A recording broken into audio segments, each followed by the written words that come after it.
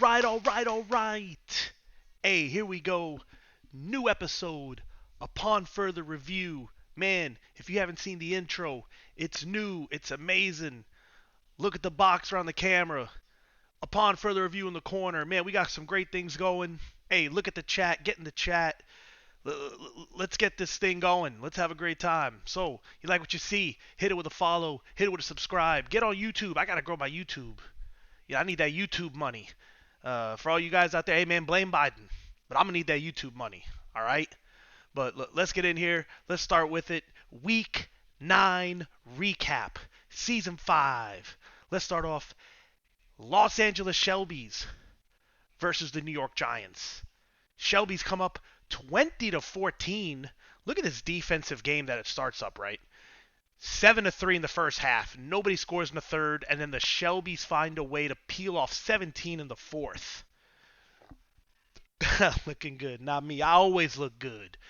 This episode of Upon Further Review brought to you by SpaceX and Elon Musk and Twitter and free speech. Why? Because we got money, that's why. Elon Musk. Let's dig into this game. 20-14.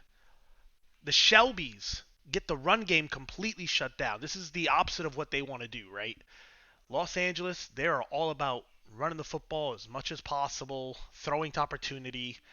Right here, Victor shuts it down, gets them to throw the ball, and to be honest, for 3 quarters, holds them to 3 points. Probably should have found a way to win the game. It is what it is. 3 turnovers apiece. Let's look at the details here, though. Justin Herbert. I mean, this guy's still a menace to the Chargers. 269 in the air, no touchdowns, but 3 interceptions. And the 3 interceptions should have most likely cost him the game. The problem is Joe Burrow, who's supposed to be the savior, is turning out to be, this looks like it could have been a bad deal in that what's happened is because they had Daniel Jones before and they knew his limitations, they don't know Joe Burrow's limitations now. They think this guy can do everything. He can't. 162 in the air, 1 touchdown, 3 interceptions, throws the game away for him. The Giants lose another one. Shelby, 17 for 31, couldn't get it going. Dobbins with the same. Receiving wise, I feel as though the Chargers have now realized that Shelby in the pass game is still good, but they got to get other people involved. Keenan Allen, 10 for 142. Stephon Diggs starting to come in alive this season, 4 for 57. This is good. Listen, you're going to throw it to Shelby. Nobody has a problem with throwing it to Shelby. But you got to get Diggs involved and Allen involved. That's why you have them. Really good job by the Chargers. Giants on the other side. You got Slayton.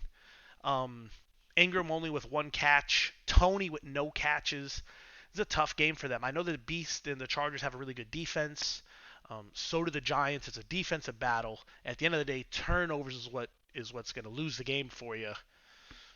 And it's the Burrow and the quarterback for the Chargers do a horrible job. Herbert throwing 3 apiece.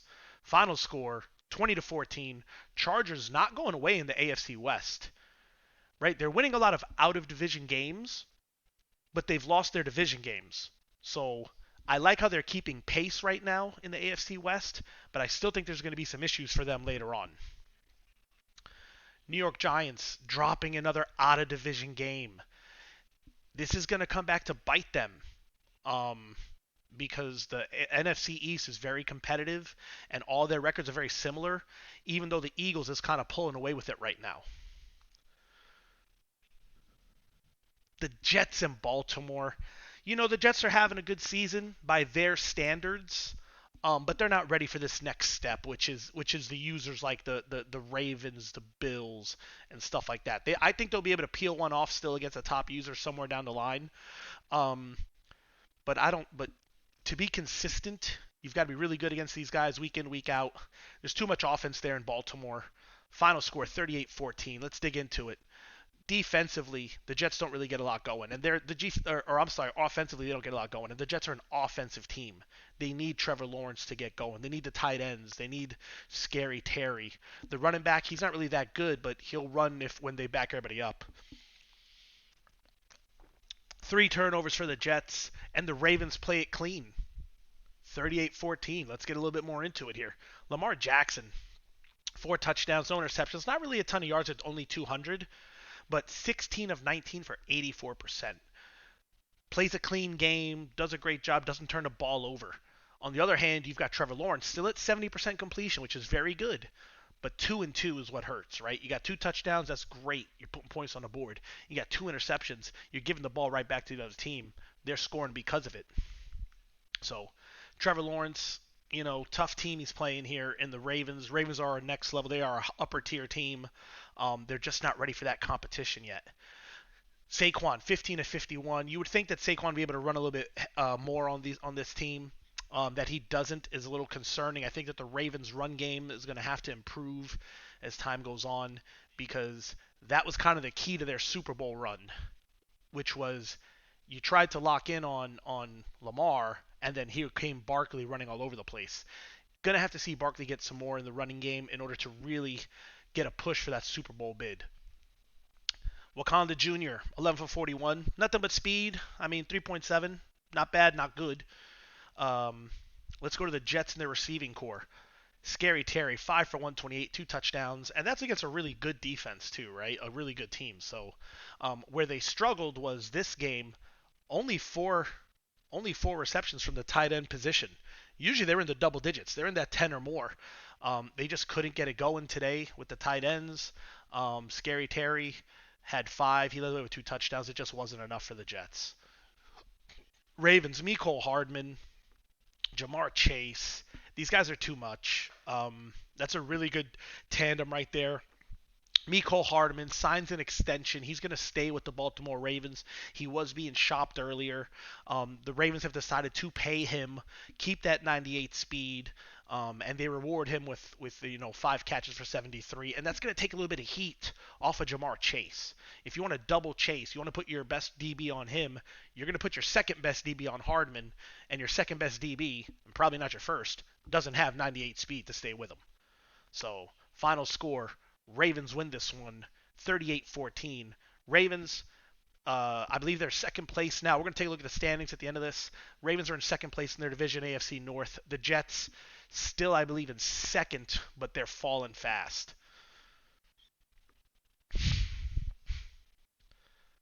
Carolina, San Francisco in the no defense bowl here. Carolina with one of the better defenses overall in the game, in the league. They're at 93 overall on defense. Can't stop a nosebleed though. We're gonna say that's all the defensive coordinator's fault. He's god awful. So we give up a lot of yards to a good, dangerous San Francisco offense. Rushing, the Panthers outrushed the Niners almost 3-1. They're able to throw for a little bit more too. Panthers did turn the ball over once. 49ers played a clean game. They didn't turn it over at all. Let's get a little bit more into it. Mac Jones, 342, 3 touchdowns, 1 interception. So that 3-to-1 ratio took 4 sacks. It's not really what Mac Jones does. He does a good job of getting rid of the ball, but the San Francisco D-line is just a very good part of their defense. It's the strength of their defense because their secondary is really bad. So because their secondary is bad, he got rid of Warner, so he doesn't have that middle linebacker anymore to patrol the middle of the field and really, shore up a lot of that middle of the field for the defense. They rely on the rush. They rely on Bosa, Armstead, and they get to Mac Jones 4 times. Mac Jones 17 of 29 for 58%. That's also underneath his usual 75% or above. But Trey Lance, 2 touchdowns. He got sacked twice, 55%, throws for 300. So really good passing game for both of those guys. The difference was in the rushing. Christian McCaffrey, 15 for 97. He averages 6.5 a carry. Mac Jones had 1 scramble for 37. And Miles Sanders couldn't really get going. Yeah, he got in the end zone twice. Very short goal line runs. But other than that, wasn't really able to take any of the pressure off of Trey Lance. Trey Lance did an amazing job, being able to escape the pocket. Brian Burns, Hassan Reddick, Bruce Banner, Derek Brown had him running for his life, and Trey Lance was able to escape the pocket, make some amazing plays, and not get sacked even more than what he was. Receiving wise, 49ers, this is all about George Kittle. George Kittle's unbelievable. Um, and the Rams owner comes out, he's saying, "Hey, that D-line's tough." The Rams play the Niners twice a year. So they're very intimate with that team. That D-line for the Niners, probably one of the best in the game. And you've got D-lines of San Francisco, Carolina, Washington, you could say Cleveland. A lot of these top teams have really good D lines. Um, the problem is everything behind that D line in San Francisco is just hot garbage. Okay, but that front four, one of the best in the league. George Kittle, 6 catches for 132.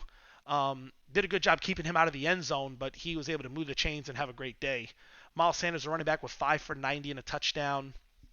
T.O. Jr., Jerry Rice Jr. got a couple catches, not too much. It was really the George Kittle and the Miles Sanders show. Panthers on the other side.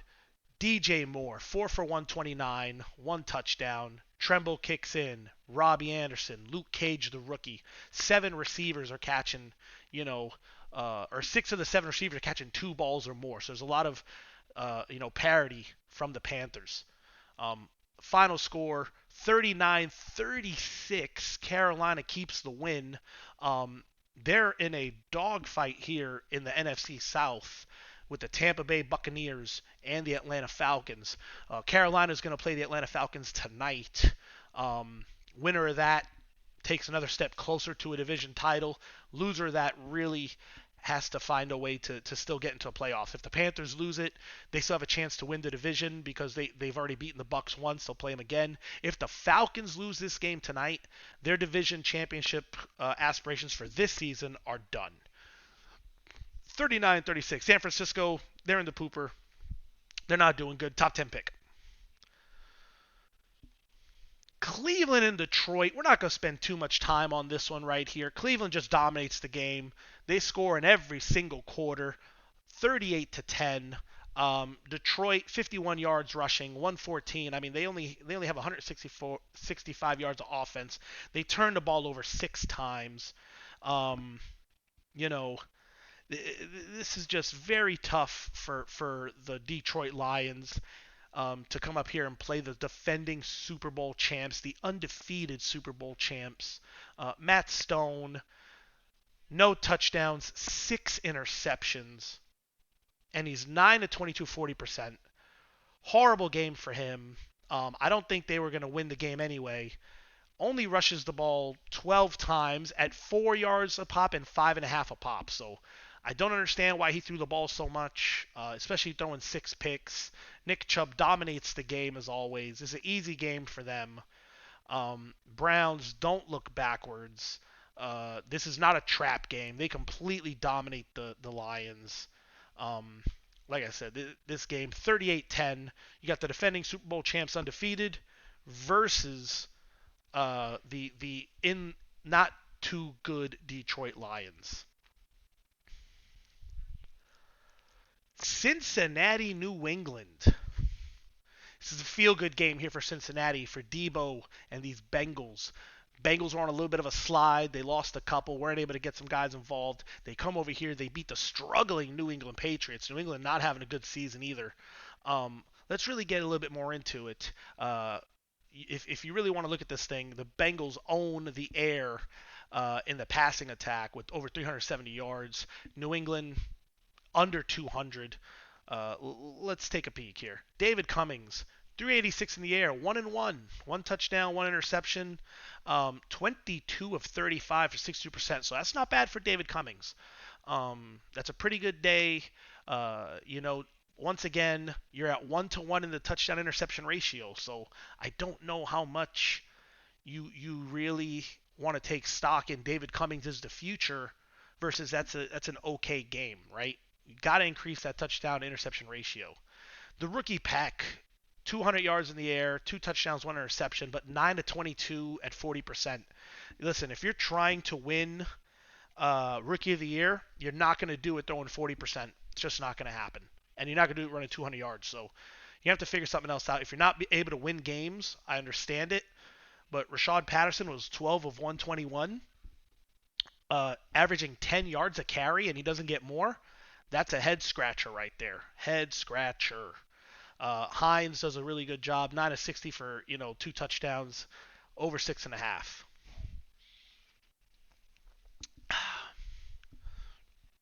Bengals in the pass game. T. Higgins coming alive. 6 for 153 and a touchdown. Corin Neighbors like a good neighbor. Corin is there. Super reliable. 5 for 90. And he has 7 guys catching a pass here. This is an offense that we need to see the Bengals have. Corn's been great for him all season. T. Higgins needs to start to come alive, right? Cooper Kupp seems starting to see more of a diminishing role. I mean, he is older. He's got 3 of 26. But make no mistake, the Bengals are a defensive team. They need turnovers. They need the ball back, right? And then from there, they need Cummings to not turn the ball over. That's what they need. Patriots, Tevin Moore, 4 for 117. Julio Jones, Hunter Henry, Patterson. Tough game for these guys. Once again, I'm going to say it again. A.J. Brown, unless he's hurt and I'm missing something, and maybe I'm missing something, why is A.J. Brown not getting any receptions? Each week, he's not getting any receptions. Listen, A.J. Brown, you're on the block for next season. If I'm the Patriots, you've got Tevin Moore. That's the receiver you want to use, okay? You're going to have to replace Julio Jones. It's over for him. Get him out of there.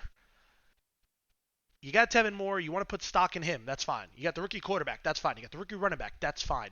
Take A.J. Brown and trade him then if you're not going to use him. Get something for him because this is not good. 31-14. Cincinnati wins the game. Bengals, I believe, are in third in their division. Patriots, they're really not good. We'll go over it later on. Miami and Pittsburgh. Hashtag change the view. The Miami Dolphins and Joe with what was supposed to be a very good secondary, very good defense. They forced 3 turnovers. They win a game. They're up 17-7 at the end of the half. So a 2-score lead, and nobody scores again until the fourth quarter. But the Miami Dolphins just lack all sorts of consistency this season. Very disappointing season. Let's get into this game. Sammy D comes alive. 333, 3 touchdowns. 17-27. Scott Hall, 54%, 2 touchdowns, but 3 interceptions. Everybody, if you want to win the games, it's gotta be from the quarterback position, not turning the ball over. Scott Hall turns it over 3 times, and they lose by 10. Do the math. Doesn't work out. Uh-oh. Wait a minute. Uh-oh. Scott Hall throws the ball 31 times. Uh-oh. Dolphins mix and runs to 17-48. Uh-oh. Oh. And upon further review, that rules violation tab is about to get lit up one more time. Oh, man. Oh, uh-oh. Steelers, I didn't mean to do it to you. Hey, we just giving the people what they want. You should have ran it one more time and maybe not thrown a 3rd interception and had Bayless or Lindsey run the football. That's 9 rushes, 31 attempts. Bayless, upon further review, the Steelers, violation. Let's move forward here. Receiving wise, let's look at the Dolphins. 6 guys get receptions here. Glenn Gilmore, the rookie, 2 for 87, a touchdown. Taj Allen, Bomber, all these guys, very young, rookie, 3 years in the league, 1 year in the league, 4 years in the league, right? Now Jalen Waddle is the veteran. This is a really good young receiving core that he needs to build moving forward. Steelers, on the other hand, Dwayne Peoples, 4 for 102 touchdowns. Quan Howard, Irv Smith. I mean, all these guys. Ebron is 1,000 years old, and that's fine. Claypool, 1 catch. Not worried about it. But, this is, once again, these are some young guys. Irv Smith, Quan Howard, Dwayne Peoples that the Steelers can build on. Okay? With that being said, change the view, run the ball. Violation incoming for the Steelers. So the worst of the worst, you take a L and a violation coming. 24-14. Miami moves on.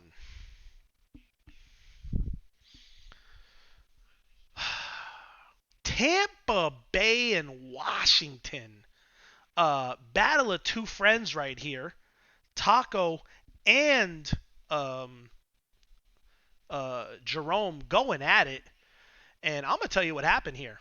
I'm going to tell you exactly what happened. Washington's offense isn't good enough.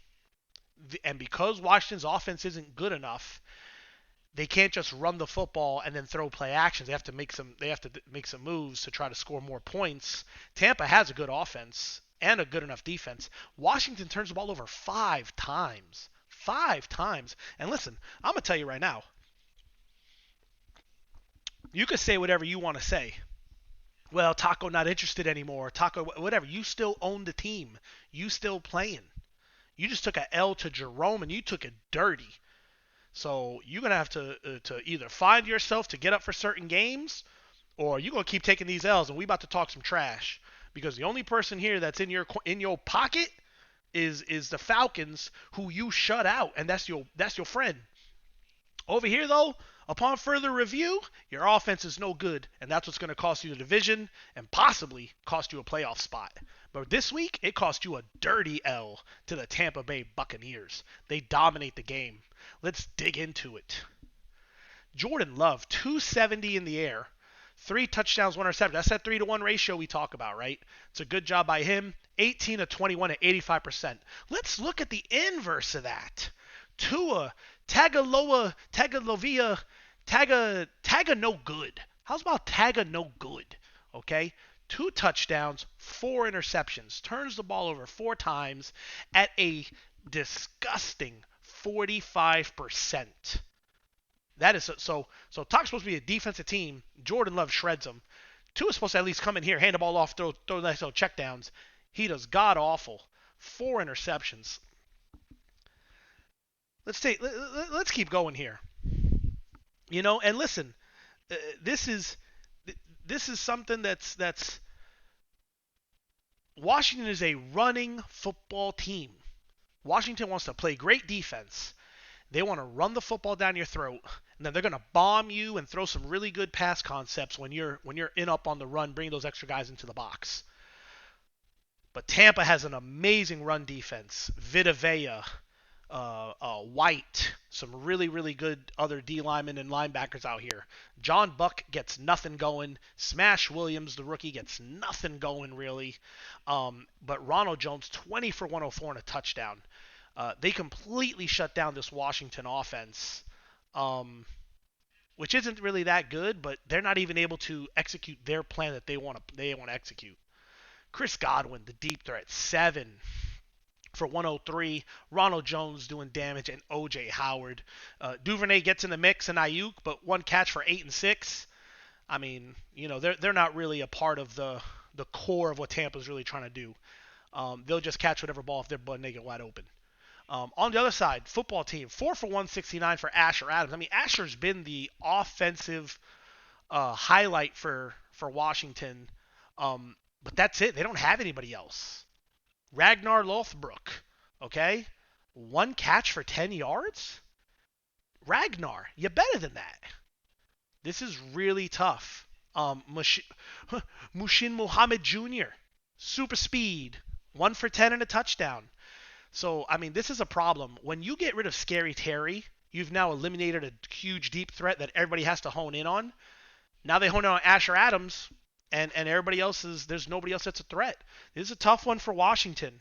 I don't know if Washington has enough offense to make a run into the playoffs or make a deep run into the playoffs.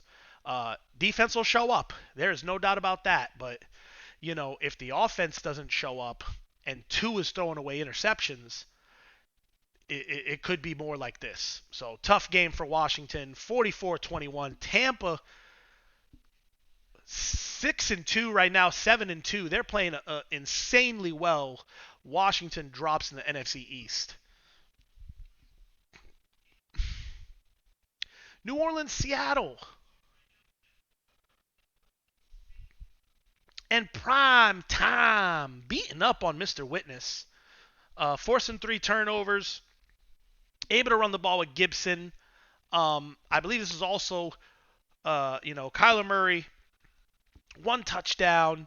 And listen, if this is what it has to be for Kyler, which is one touchdown, 62% and run the football, then that's what it needs to be, right? Um, we're going to see how Prime continues to finish out this season. He started off rocky with the team, but he's put together about 2 or 3 wins here out of the last 4 or 5 weeks. So he's starting to play better football. And some of you guys at the end, if you think that, oh well, Prime, he's only 2-7, 3-8, or whatever you want to call it. If you're not careful, he's gonna beat you, and then he's gonna talk trash about you in the chat, and all you just gotta take it. So you can say whatever you want to say. You're 2-8 or whatever, but if he beats you, you're gonna have to own that. You're gonna take it. I'm just telling you right now. Here, I've played him before multiple times. He has moments he can be really tough. If you let him stick around and you don't finish him like early, he'll find a way to beat you at the end. Russell Wilson, 235, 2 touchdowns, 3 interceptions, 62%. That's not a bad day for Wilson, except those interceptions are disgusting. So, and we could talk about Witness in a second, but let's look at the Russian. Look at Antonio Gibson, 19-165. I like Kyler, 4 for 20 and a touchdown. I'm really liking this, right? Don't take the sacks. Get out of the pocket. Find a way to get in the end zone. Maybe a read option, right? That's what you need to do with him. But Antonio Gibson takes a lot of pressure off of Kyler. 19 for 165, 2 touchdowns. That's a great job. Marlon Mack, this guy, Juan Boston. You can't have no running back named Juan, bro. You can't have no Juan at running back. Ugh. Oh my goodness. They, they they don't get it done. Here we go. Perry Atkins. Perry Atkins. The new guy, right? The new man in New Orleans. 3 for 45 and a touchdown. Francis Lisby did a little bit. I mean, what I like about this is they get the win. It's about the win. Everybody digs in, does their part. They let Antonio Gibson eat. Huge win for them, for the Saints. Good job from the receiving core, just digging in and contributing. Metcalf on the other side. Listen, 6 for 131. I think that's great. 5 for 45. You got a couple guys with catches, but none of it matters because you lost. So DK Metcalf needs help. There is no help here for Seattle. Dwayne Eskridge, 5'9". Ain't no 5'9" receiver out here making that much work without elite speed. Tyler Lockett, he don't want to play no more. He 10 years in the league. He wants to retire. This is bad for Seattle. Going back to Seattle, we got issues. Listen. Rule violations, ain't trying to run the ball, not responding to the DMs. Seattle, listen, if you're watching the show, man, you got to get in this thing. You have got to dig into this league, and you got to start playing your games. You got to start, or not just playing the games, you got to start responding in the chat. You got caught yesterday with one of our members DMing you, you ain't respond, and then you try to put in for a level upgrade. Hey, bro, you got to answer the DMs, man. You got to play. Because I'm telling you right now, we will boot it and bring in somebody else fresh. Okay? We like you. We want you to stay with us. But nobody cares that it's late in the cycle. Oh, it's in April. Hey, you play this thing out until we're done. And we ain't done yet. Final score 38-17. New Orleans with the win. Okay, here we go. Indianapolis and Denver.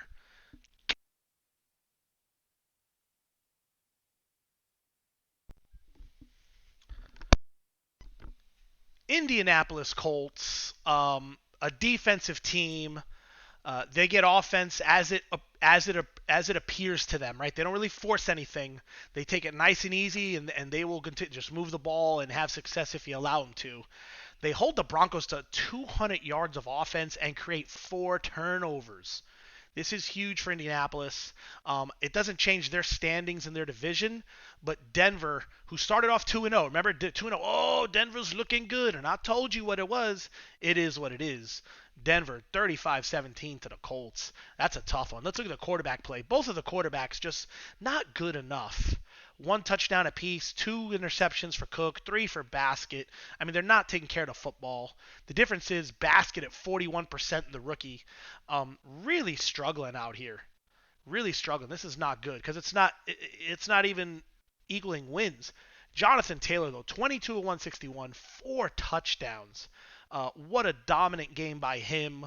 Um, which means that Cook needs to do a better job of not throwing picks, especially when you got Jonathan Taylor running so well. Michael Carter, they run the ball a couple times, not a big deal.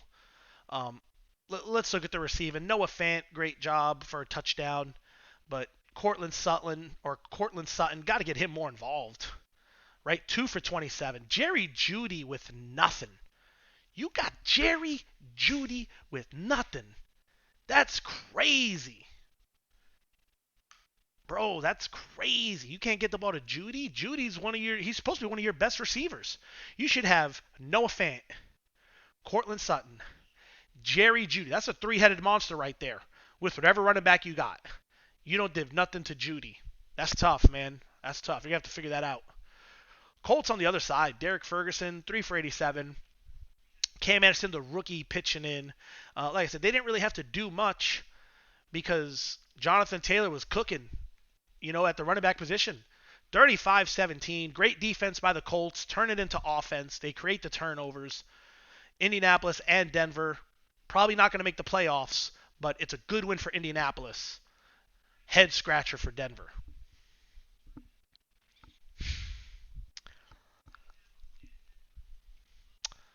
Rams get a win against Dallas.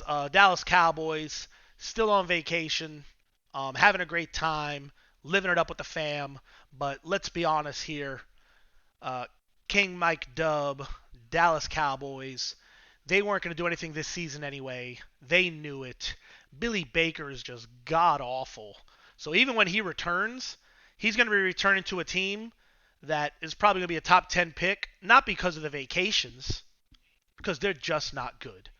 Rams win it. They'll move forward. They are still first place in their division. One of the games of the week, and there's two of them here we'll talk about. One of the games of the week, Arizona, Atlanta. Kuzi, Arizona Cardinals, coming off an amazing victory, dominant victory against the Panthers. They were up 21-0 in the first quarter of that game. Never look back. Never look back. Atlanta Falcons playing good football. Final score 35-28 Atlanta. Okay? 3 turnovers from the Cardinals. So listen, I caught the end of this game is what I caught. And I think there's shenanigans going on in Arizona. I really do. Atlanta scores. They get a touchdown to go up 28-21.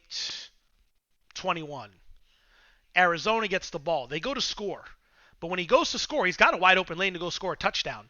On purpose, he gets tackled at the 1. He gets himself tackled. Now, I say to myself, okay, he must have done that because he didn't want to leave too much time on the clock. So I get that. Sometimes people will pass up the touchdown to get tackled at the 1-yard line in order to then score, eat up more time, not to give a lot of time to their opponent. I get that. He does that. He gets tackled at the 1, but then he scores like a play later. So he chews off about 30 seconds or so. Atlanta gets the ball back, okay? There's not much they can do. There's like maybe 20 seconds left in the game. There's not much they can do. I think he throws one pass, gets a few yards, and then wins the game because Kuzi wants to play dime DB Fire 2, a cover 2, blitzing off the edge. There's only 2 safeties back with like 15 seconds left. You didn't think John was going to throw everybody in their mother vertical, and you're only going to have 2 safeties back there? John throws it up to Devonte Adams. DB not really anywhere in sight. Goes to make a tackle. Devonte Adams chest kicks the guy and then runs into the end zone. It was just a really weird thing. At that point, when you have 15 seconds left, you back everybody else up. This guy plays a ridiculous defense, gives up a touchdown. Right? You don't need to double anybody at that point. So John's saying that he told him, hey, he chose to double Ridley. You don't need to double anybody when you're 70 yards away from scoring a touchdown. You just need to back everybody up, keep the guy in bounds, you win the game. Or you go to overtime. So doubling Ridley, you don't need to double anybody. I'm a little suspicious here, but Let's give it up to John here for finding a way to win the game. Because John could have easily said, you know what, 15 seconds left, let me take a knee, let me go to overtime. Stays aggressive. Gotta love the aggression. Throws it to a 99 overall guy, X Factor. Catches the ball, wins the game.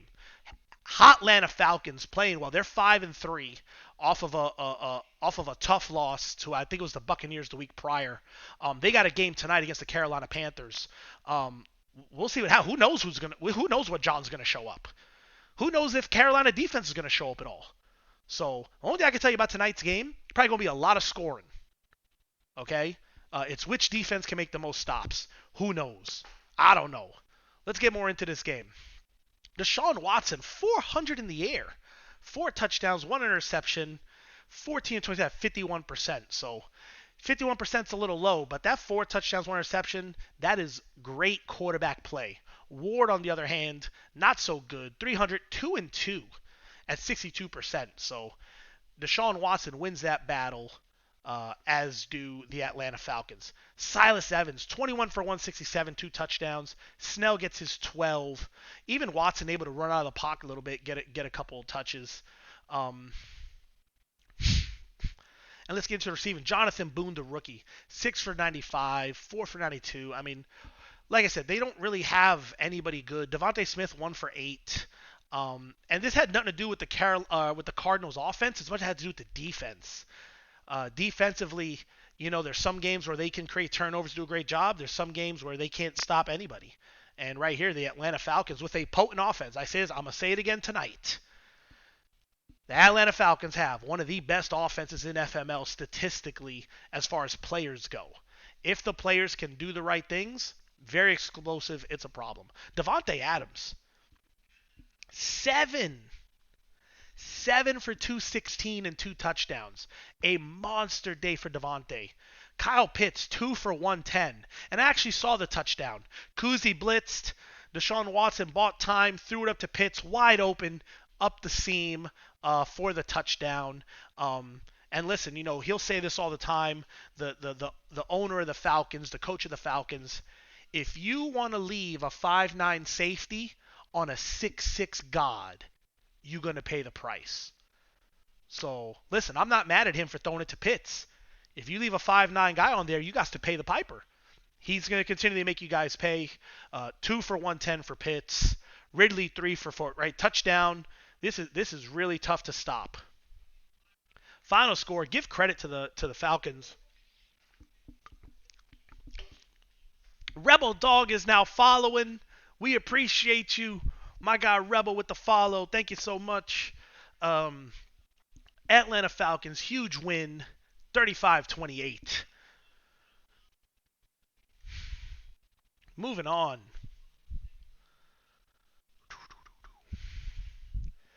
Jaguars and Raiders. Raiders jump off to a quick lead. 10-0. This is game of the week. I had to cancel practice. I told everybody, go home. No more practice. Okay, we're done. I got Madden football, not real football. Raiders jump off to a big lead, 10-0. It's just not enough. Jacksonville, too much offense. They put up 21 in the second to take the lead at half, 21-7. And then both teams consistently try to go ahead and match each other. But Jacksonville, too much, 35-31. The turnovers becoming the biggest problem for the Raiders.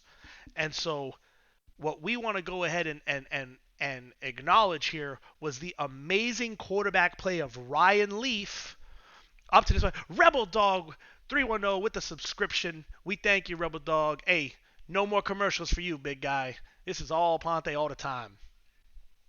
Ryan Leaf had no interceptions up until this game.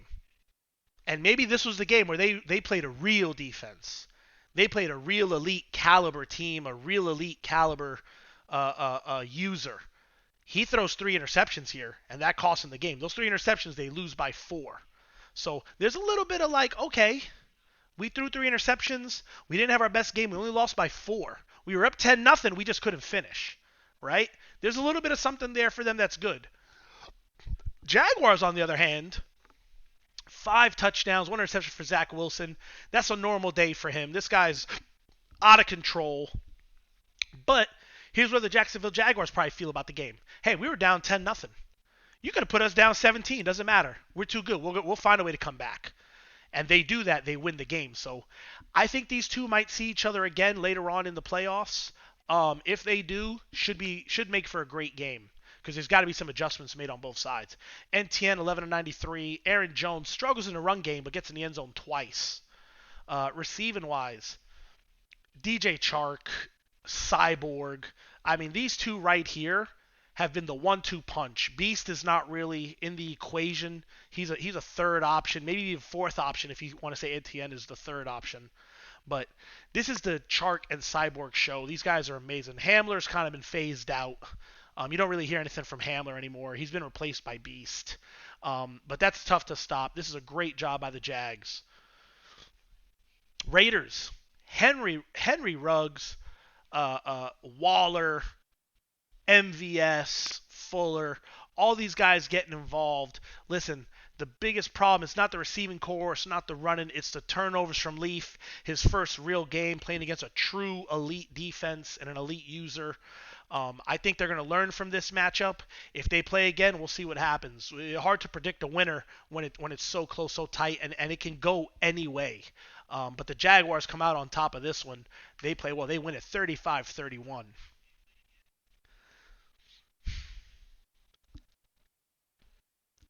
Green Bay and Chicago. Green Bay with Chicago. That's it. It should say money good. You are right. We are going to change that to money good, baby.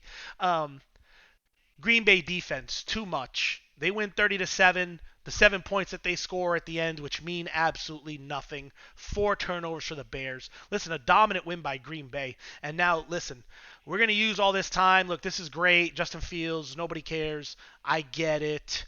Right? Kamara, let's get the rushing. They get enough. Amazing. Right? But let's dig into the Packers. Let's talk about the Packers right now because there's a situation. There's some drama brewing here. Okay? Right now, Green Bay Packers, they're talking to the commissioners. They're talking to the NFL owners. They're pleading their case. Hey, it's not my fault. Kamara's a receiving back. It's not my fault. These are the rules. I should be able to do whatever I want outside the rules.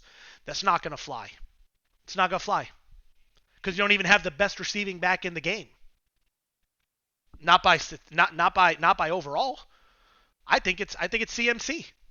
If there's someone at CMC's a 98 overall receiving back. Kamara was 96 last time I checked.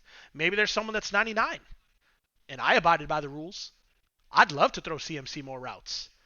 The rules are the rules and it costs what it costs. So this thing's going to cost and it's going to cost dearly. That's all there is to it. There's no negotiations needed.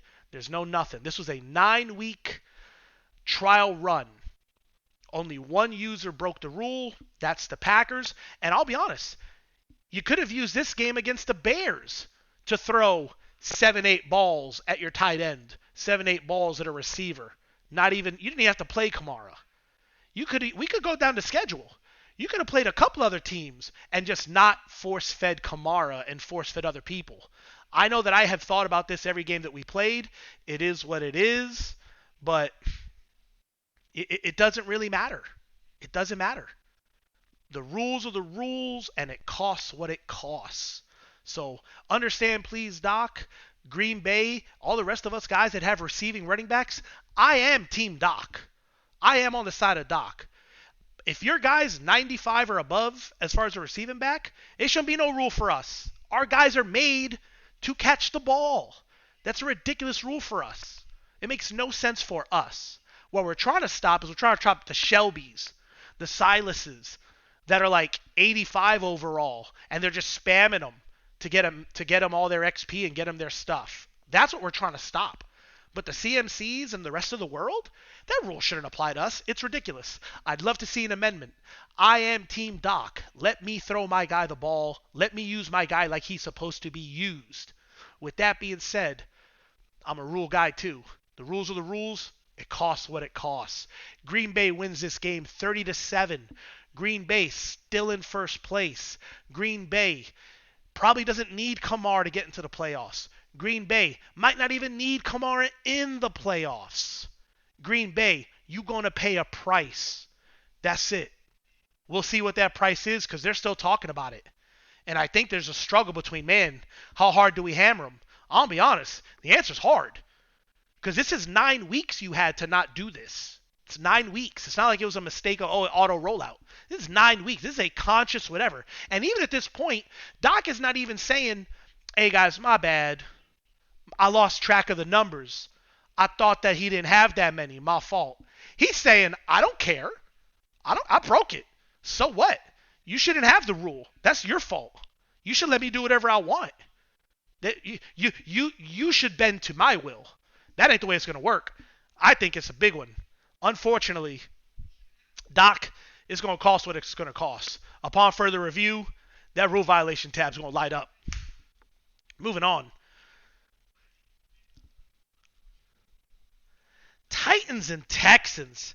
The Texans, I mean, they come back off of Coachella. They're a little bit hungover. It takes them to the second quarter to figure it out. They win the game 35-25. Not a lot of rushing going on here with Najee Harris, but let's dig into this game. Ryan Tannehill, 1 for 1 touchdown. Probably off a fake of some sort. Who knows? Edwards, on the other hand, 2-1. Not bad for the rookie. We'd love to see him stop turning the ball over as much, but it is what it is. He's a hot fire. He's a mess. Jimmy Steinbach, decent day. And we're going to say decent. 354 in the air is great, but that can't be your only barometer for success. Touchdowns are great, but the interceptions got to come down. There's no reason you should be throwing, 2-1 out here, 6%. So Jimmy Steinbach, a good day, but it's just not enough. They both run the ball, not really effectively that well. Receiving wise, JT Owens, good job. Probably one of the best receivers in the league. Harvey Harrison is good. Titans, they kick in. It just doesn't matter. I don't even want to go over this Titans game with Houston. They're both just not that good. Let's dig in here now. Here we go. Hey, and I appreciate you guys getting it up in the chat, man. Talk in the chat. Get wild. Talk about it. Let's go ahead and let's look at these standings. Let's talk about divisions, okay? Let's start with the AFC North. The undefeated Cleveland Browns, 8-0. They're undefeated, okay? People have looked at their schedule. There's not too many dominant games or not too many games against elite users they have left. Huge write-up for Asian. Listen, man, give Asian some support. He's taking a lot of time out of his hands, a lot of time out of his schedule to do these amazing write-ups for everybody to read. It takes a lot of work to put in that work just for you to read about your team for 10 seconds.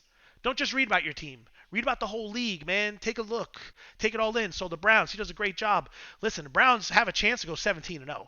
They got 2 other teams that they're going to play that we'll call elite users. Everybody else, they're about 500 or less. Browns are going to win this division easy. Ravens at 7-3. Really good job by them. I mean, they've peeled off 4 in a row now, and you're starting to see all these divisions take shape the way that we think they're going to take shape. 7-3, doing good, but they're in second place. Browns have about a 3-game lead here. Bengals at 5-4, right? So this is the Bengals and Steelers here. Bengals were up top. Steelers were in the low. Steelers are going to stay where they are. Hashtag change the view.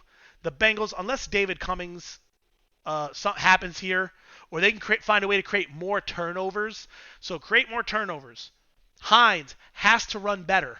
Cummings, throw less, be effective. That's the only way the Bengals are going to be able to peel off enough wins to make it into either second place or the playoffs. What a joke. What a joke. Jaguars 8-2. Rest of the division, god-awful. God-awful. The Colts 4-5, Texans 3-6, the Titans 1-8. Listen, Malibu can go take a vacation. The Jaguars can go take a vacation. It doesn't matter. It doesn't matter. Jaguars win this one. They're 8-2. They're winning the division easy. AFC East. And this is with the Bills peeling off 5 in a row. They're still only 2 games up. on the Dolphins and Jets. Patriots are out the way, right? The Patriots, they've dropped 6 in a row. They're no good. They're a non-factor, okay? But the Bills, the hottest team in the AFC East by far, 5 wins in a row. They're still only 2 games above the Jets or Dolphins. So any kind of slip up here, and you could see that it gets a little bit closer. Do I think that the Jets are ready to contend for that spot? Probably not. Are the Dolphins? They could, because they've proven that they can win the division, having done it last season. But for whatever reason, they're just not consistent enough. I think the Bills are the best constructed team. They have the best user in that division. Once again, the Bills should never have lost the division last season. They should never have lost it. I don't see them losing it this time, just because the rest of the guys have reverted back to what they are. Except for the Jets, who are having a better season. They're just not ready to make that next leap. They're making a good leap. They need one more season to make that next leap. AFC West. Raiders at 7-3. They're sitting atop. The Chargers 6-4, Chiefs at 5-3, and the Broncos at 3-7. Now this division, I want to dig in a little bit more here, and I want to look at these division wins and division losses. And here's the problem for the Chargers. The Chargers already have 2 division losses. Raiders don't have any; they're undefeated, and the Chiefs only have 1. We're not even going to talk about the Broncos, okay? So right now, out of these 3 teams, it's the Chargers that have 2 division losses. Okay, the Raiders and the Chiefs, if they can go ahead and beat the Chargers again, there's no way they win the division. That puts them at maybe a 7 seed if the Chiefs don't overcome and overtake them, which they possibly could. Raiders, in my mind, still in the best shot, or have the best shot of winning the division. They're 7-3. They have no division losses, but there's still a lot of football left. NFC North. Packers at 6-3. The Vikings quietly, very quietly, winning 4 in a row to match the Packers at 6-3. Lions and Bears are both out of it. And here's the problem. I really think this violation for the Packers, it's going to hurt them. It might hurt the division. Now, the good thing is they're done playing the Vikings. They both split 1-1. Okay? But I don't see the Vikings probably losing too much after this. He seems to be very quiet lately. He's very quiet. And he knows that he needs to turn this thing on after a very slow start at 2-3. He's rattled off 4 in a row. If the Vikings can find a way to overtake the Packers, now the Packers are fighting from the 5 seed or below, as opposed to having a top seed. Okay? NFC South, what is going on here? This is not supposed to be like this. This is not supposed to be like, listen, I'm supposed to be in first place, the Panthers, by like 5 games already. Here in week 9, okay? Not the case. The Tampa Bay Buccaneers, 7-2. The Falcons, 5-3. Saints at 2-8. But this is a 3-team race right now. So let's go ahead and dig more into it. Let's look at the division. And here we go. Division wins. The Panthers have already played 4 division opponents, or they played the division 4 times. They're 4-0 right now. They got one more game against the Falcons. They got one more game against the Bucs. That Falcons game happens tonight, 8:30 PST. Be there, okay? The Buccaneers are 2-1. They've already dropped a division game. And the Falcons at 1-2. Falcons still have a lot of games left here. The Saints are out of it. They've lost 2 of the Panthers already. Buccaneers need to win the rest of their division games and the rematch against the Panthers later on in the season. The Falcons, they need to win tonight. If they don't win tonight, their division hopes are done. They got to win tonight, because if they drop a 3rd division game and the Panthers go 5-0 division, they're not going to be able to overtake them. They've got to win tonight. This is a must-win for the Falcons for division title hopes. And that's hopes, because I still think that the Falcons can win tonight and still not even make the playoffs. We'll see what happens.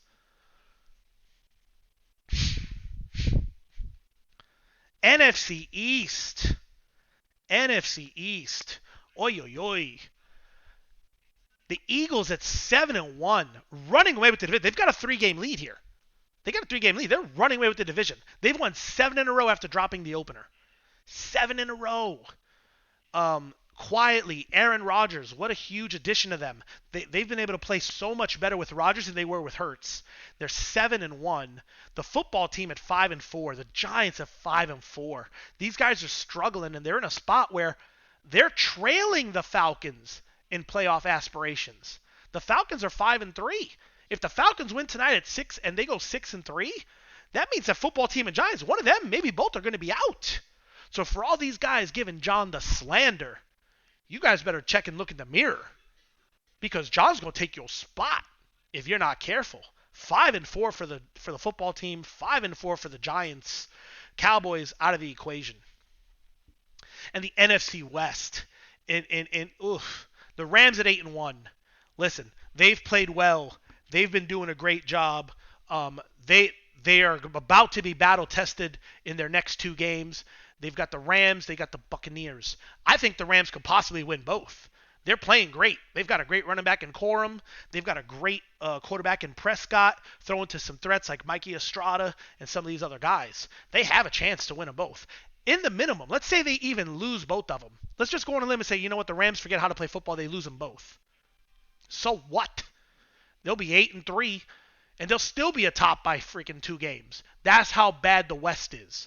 The Cardinals obviously tanking.